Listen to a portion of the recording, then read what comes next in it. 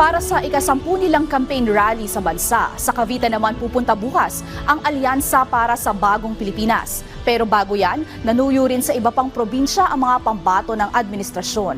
Ang detalye sa Balitang Pambansa ni Mela Lesmoras ng PTV Manila.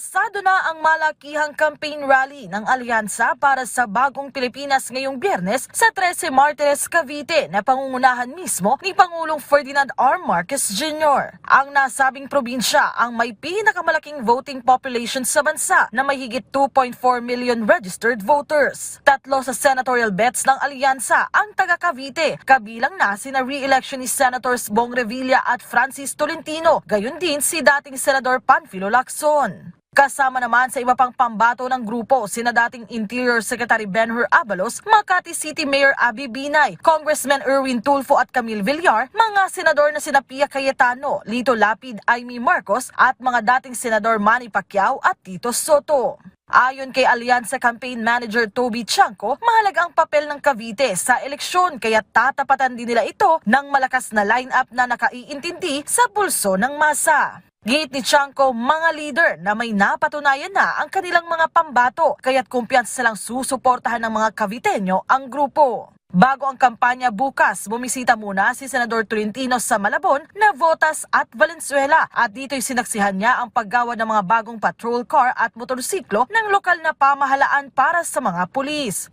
Si Mayor Binay nag-ikot naman sa Batangas at nag-courtesy call sa ilang opisyal doon. Habang si Congresswoman Villar, ibinida ang bagong lunsad na gusali ng Las Piñas General Hospital and Satellite Trauma Center na personal niyang isinulong at tinutukan bilang kongresista. Mula sa PTV, Mela Lesmoras para sa Balitang Pambansa.